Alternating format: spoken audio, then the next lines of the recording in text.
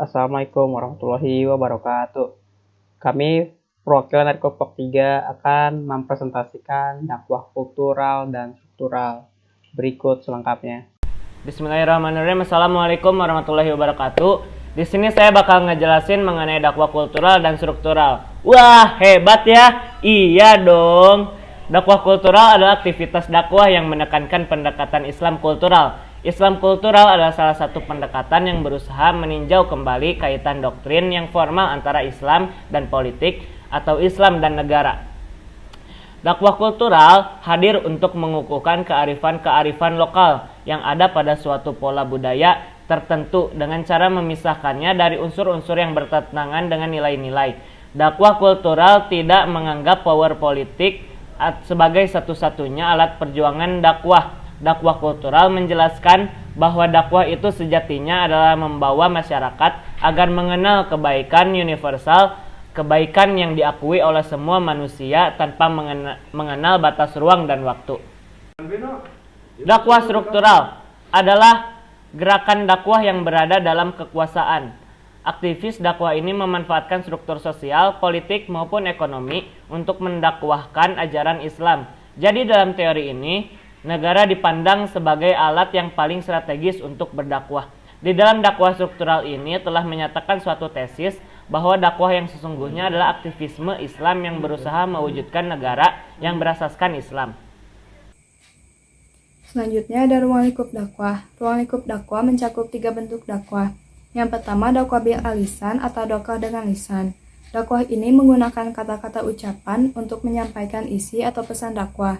Yang kedua, dakwah bil alkitabah atau dakwah dengan tulisan. Dakwah ini dilakukan melalui tulisan atau catatan yang mengandung isi atau pesan dakwah yang akan disampaikan. Yang ketiga, dakwah bil alhal atau dakwah dengan perbuatan. Dakwah bil alhal dapat dimaknai dengan keadaan, perilaku, akhlak, dan keteladanan yang sesuai dengan petunjuk Al-Quran dan Sunnah. Ketiga bentuk dakwah ini telah dipraktekkan oleh Nabi Muhammad SAW selama 23 tahun, yaitu 13 tahun di Mekah dan 10 tahun di Madinah. Selanjutnya ada dakwah kultural dan struktural. Yang pertama, konsep dasar dakwah kultural. Istilah kultural berasal dari bahasa Inggris, yaitu dari kata kultur yang artinya kesopanan, kebudayaan, dan pemeliharaan. Menurut Kwejaraningrat, kata ini berasal dari bahasa Latin, yaitu dari kata kolere yang artinya mengerjakan dan mengolah. Dari kata ini kemudian berkembang menjadi kultur yang artinya penggunaan segala daya dan usaha manusia untuk merubah alam. Menurut Muksin Jamil, dakwah kultural adalah upaya untuk memberikan penghargaan terhadap budaya yang tidak bertentangan dengan ajaran Islam, dan sekaligus upaya pengislaman serta pemanfaatan setiap budaya yang ada untuk pendekatan dakwah. Yang kedua ada proses dakwah kultural. Sebelum kedatangan Islam, Jazirah Arab telah memiliki kebudayaan sendiri. Ada 3 sikap Islam terhadap kebudayaan atau adat istiadat, yaitu menerima, memperbaiki, dan menolak. Dakwah kultural berfokus pada upaya melembagakan ajaran Islam dalam kehidupan masyarakat melalui upaya perubahan kesadaran dan tingkah laku masyarakat. Yang ketiga ada konsep dakwah struktural. Pemahaman tentang dakwah struktural harus dimulai dengan perbincangan hubungan antara agama dengan negara. Pada hakikatnya, negara adalah suatu wadah di mana manusia bebas berkarya sebagai khalifah Allah Subhanahu wa Ta'ala dan hidup secara damai dan sejahtera untuk memperoleh kehidupan dunia dan akhirat. Menurut Ramli Ridwan, dakwah struktural adalah seluruh aktivitas yang dilakukan negara atau pemerintah dengan berbagai strukturnya untuk membangun tatanan masyarakat yang sesuai dengan petunjuk Allah Subhanahu wa Ta'ala dan Rasulullah SAW dalam bingkai amal ma'ruf nahi munkar. Selanjutnya ada politik dan dakwah.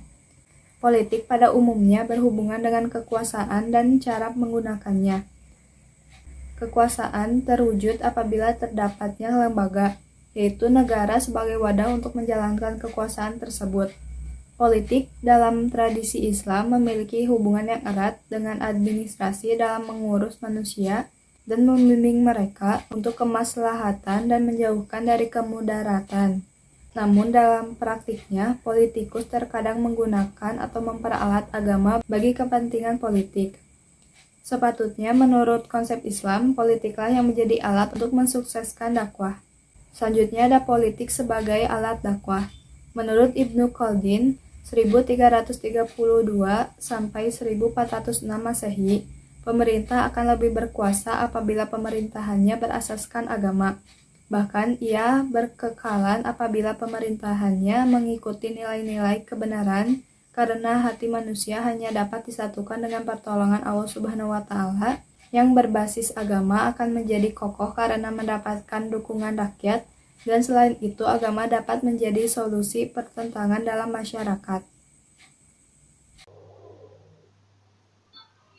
Selanjutnya, Hamka merupakan nama singkatan dari Haji Abdul Malik Karim Amullah yang bergelar sebagai Dato' Idomo. Hamka pada masa kecil dipanggil Abdul Malik dan ia hidup di kampung halamannya bersama ayah dan ibunya hingga tahun 1913. Hamka juga belajar mengaji dan silat. Salah satu aktivitas yang Hamka sukai adalah mengunjungi perpustakaan buku setiap hari. Sejak kecil, ia rajin membaca tentang banyak karya-karya sastra menguasai berbagai bahasa, yaitu bahasa Melayu dan Arab. Lalu ada pemikiran dan karya intelektual. Ada 4 faktor eksternal yang mempengaruhi pemikiran Hamka. Pertama, pemikirannya adalah reaksi terhadap adat Minangkabau melalui karya-karyanya. Hamka mencoba merubah adat Minangkabau yang tidak sesuai dengan ajaran Islam. Yang kedua, pada masa penjajahan Belanda, perjuangan menggerakkan rakyat Indonesia untuk memperoleh kemerdekaan. Pada masa Orde Lama, tahun 1945 sampai 1967, pemikirannya merupakan reaksi terhadap sikap pemerintahan, yaitu Presiden Soekarno yang kurang memberikan tempat dan kesempatan bagi umat Islam. Pada masa Orde Baru, yang dimulai tahun 1967, ia melihat adanya peluang-peluang untuk kemajuan umat Islam Indonesia. Ia mencoba mengisi peluang-peluang itu. Ya baik, di sini saya akan menjelaskan tentang hubungan Islam dan dakwah. Yang pertama ada pandangan Hamka. Dalam pandangan Hamka, Islam berarti penyerahan diri secara sungguh-sungguh kepada Allah Subhanahu wa Ta'ala. Beliau mengatakan bahwa agama yang dibawa sejak zaman nabi-nabi terdahulu, yang dimana mulai pada zaman Nabi Adam sampai Nabi Muhammad, adalah agama Islam. Aktivitas dakwah menurut Hamka dapat menggerakkan semangat beragama dalam Islam. Ajaran Islam akan hidup di tengah-tengah umat ketika Islam sudah dapat diterima dengan baik oleh umatnya. Pemahaman terhadap agama Islam sebagai kebenaran yang datangnya dari Allah ialah melalui dakwah. Yang kedua ada menurut pandangan M. Natsir. Menurutnya agama Islam adalah agama risalah dan dakwah. Tugas para nabi dan dai adalah mempertemukan fitrah manusia dengan wahyu ilahi. Beliau juga mengatakan wahyu memanggil fitrah dan fitrah menghajatkan wahyu. Fitrah merupakan ciptaan ilahi, sedangkan fitrah merupakan tuntutan untuk keamanan, untuk pertumbuhan fitrah manusia. Dengan demikian, aktivitas dakwah berkaitan dengan kegiatan fitrah manusia. Menurut M. Natsir bahwa nilai kemanusiaan dapat menurun dan sejajar dengan binatang, bahkan lebih rendah derajatnya dengan binatang. Beliau mengutip surat At-Tin. Dia menyatakan bahwa manusia biasa rendah derajatnya lebih dari binatang. Dengan demikian, Hamka dan Natsir menganggap bahwa peran dakwah itu adalah penting. Sekian dari kami, mohon maaf apabila ada kesalahan atau kata yang salah. Wassalamualaikum warahmatullahi wabarakatuh.